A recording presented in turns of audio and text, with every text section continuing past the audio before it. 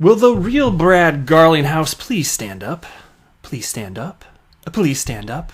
Hello, this is Matt on the YouTube channel, and I have to be honest with you at the outset here. The contents of this story, the fact that something like this can happen, kind of scares your boy Moon Lambo here just a little bit. Just wait, there's a story from Forbes, and this is new, which it's all about Brad Garlinghouse. There's one specific story that's that's really covered in depth in this article, but this is happening all over the place, unfortunately. Brad Garlinghouse's identity is being hijacked, and then people are taking over, like forcefully, maliciously, they're taking over YouTuber channels and then just relabeling them as if it's just a Brad Garlinghouse account with a ton of followers, and stealing from people. They're tricking people and stealing people, and so it's interesting for sure, and I also would like to spread the word that this type of garbage is happening so that nobody falls for this, because it's absolutely awful. And as my grandpappy used to say, people are no damn good. So I'll be running through this, and then I'll wrap up the video on the story titled IRS Criminal Investigators Looking into Bitcoin ATMs and Kiosks, because again, as my grandpappy used to say, people are no damn good. Before we get going any further, though, if you would please delicately tap that like button, and if you just so happen to be a fan of Ripple and XRP and the real Brad Garlinghouse, Ripple CEO, not the fake Ripple CEO Brad Garlinghouse, go ahead and subscribe to the Moon Lambo channel and let people know about this so that nobody else gets freaking scammed. It's bad all the way around. So here's a tweet from Ripple CEO Brad Garlinghouse, and this is the real one. In fact, you can see right here, this indeed is him, at B. Garlinghouse, spelled properly, with 235,000 followers. So there you go.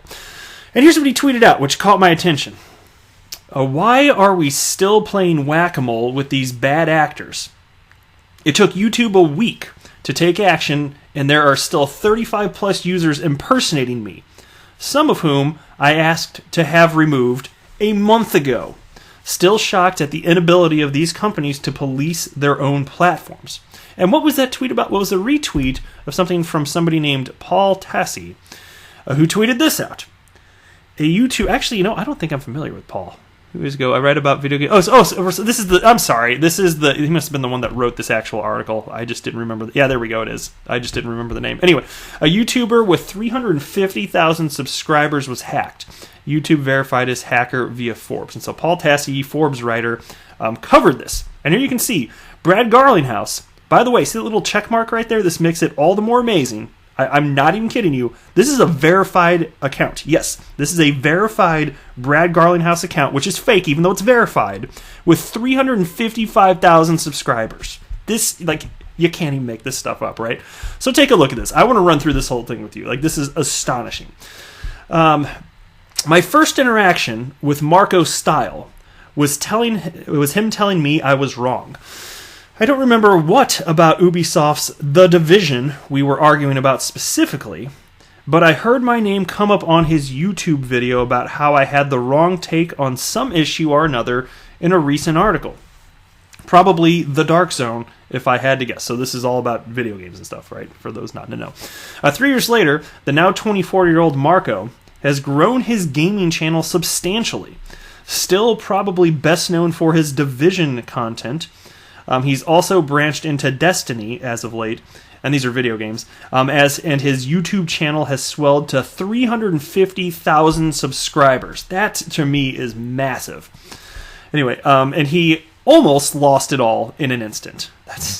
This is the part that starts to get scary to me. My channel's small. I got a little over 13,000 subscribers, but it's my most favoriteest hobby ever, and if that were taken away from me, that would be sad for Moon Lambo. So I can sympathize here, right? Marco watched everything he'd built burn, starting on November 2nd, when he replied to an email looking to advertise on his channel. It seemed like a real company and a standard offer for a channel of his size, but when he clicked a link for the product, an installer buried itself on his computer. He immediately knew what was happening. He cut power to his PC, did a fresh Windows install, and changed all his login info, but it was already too late. The hacker got into his computer, got into his Google account bypassing two-factor authentication, and extracted his YouTube account from his Gmail. It's intense.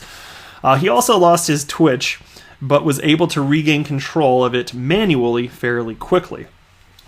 As soon as Marco lost control of his channel, he contacted YouTube, who did reply that day, at least acknowledging the issue.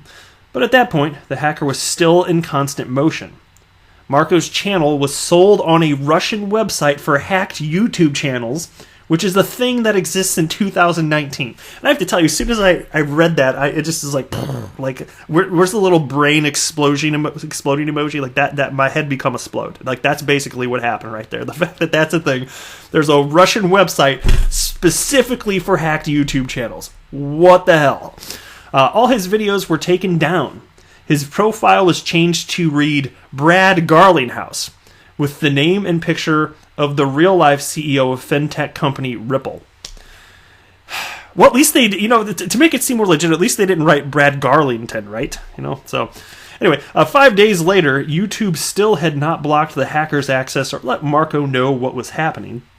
And on November 7th, the hacker started running a live stream meant to scam viewers out of money. By the time the stream was over, it reportedly stole about $15,000 from viewers' Ripple wallets. And it turns out this Brad Garlinghouse takeover of larger channels is actually a fairly frequent occurrence. And by the way, I want to mention here, I have highlighted this scam in the past.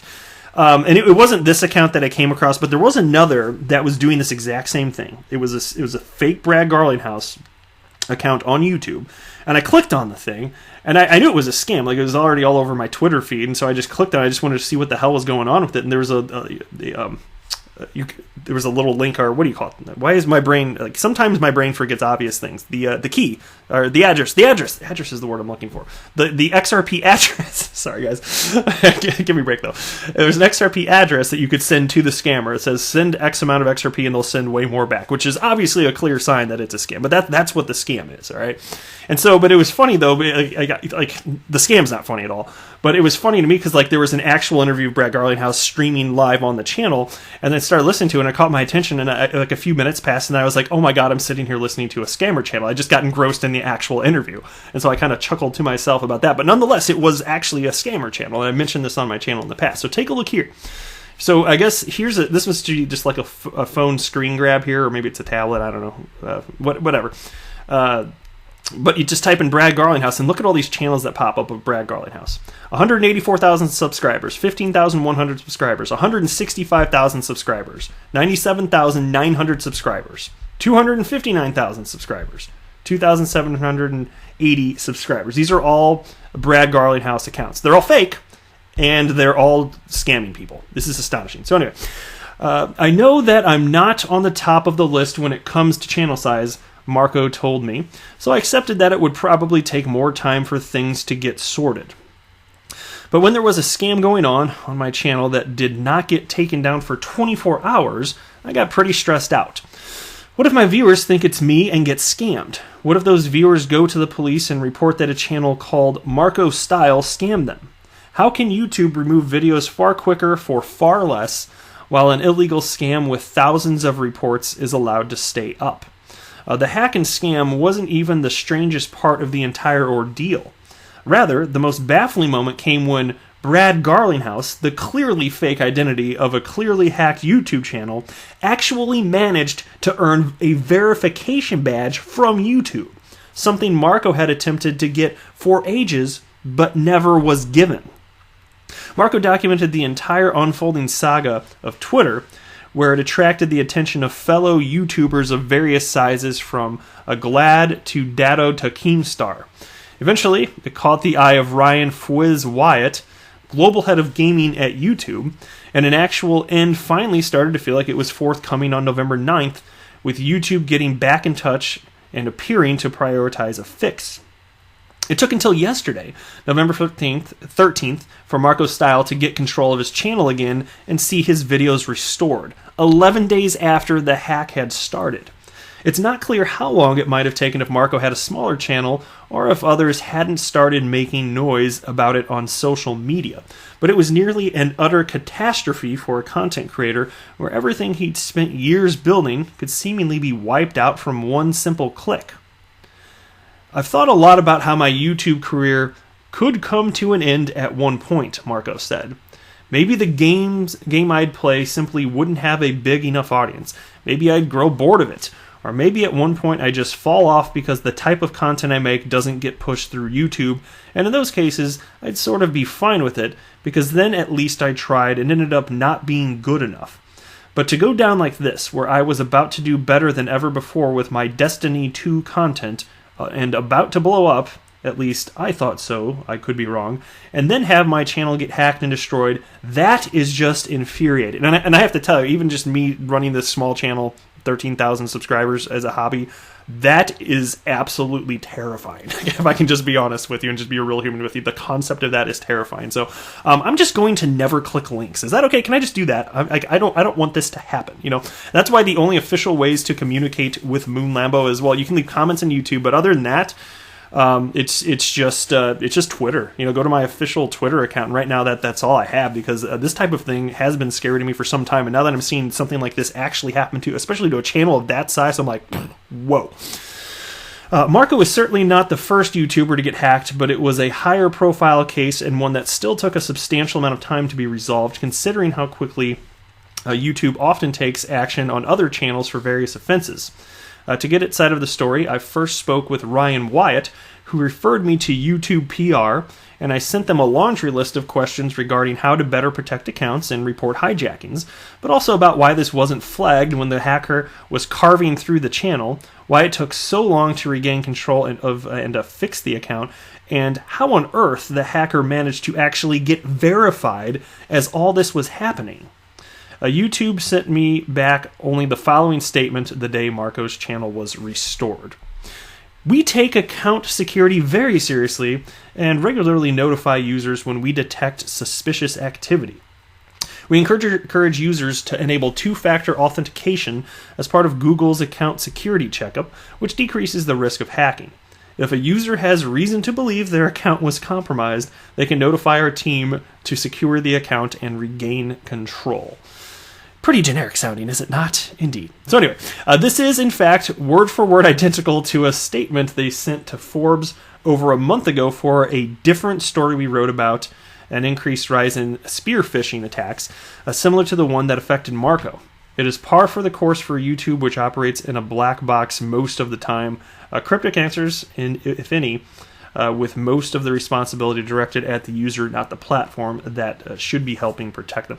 And look, I can actually, despite all of this, and they sound like reasonable questions. I can definitely, on top of, I certainly sympathize with this Marco guy, who I'd never heard of, but I can sympathize with YouTube most certainly also. They're doing the best to run an awesome platform, and I'm appreciative that it exists and that it is so awesome. There's always room for improvement, but and so that's why, look, YouTube is just a platform trying to provide a place for people to watch interesting stuff and for content creators to create. And it sucks that they have to deal with this because there are crappy people out there. So I can sympathize with them also. That's how I can see the different angles anyway.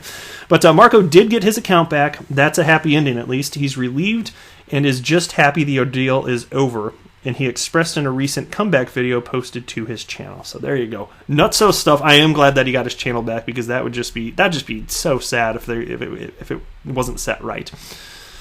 Anyway, you can tell me what you think about that. Next here, there was this. It came up my feed, and I just want to highlight it, given what I just covered here.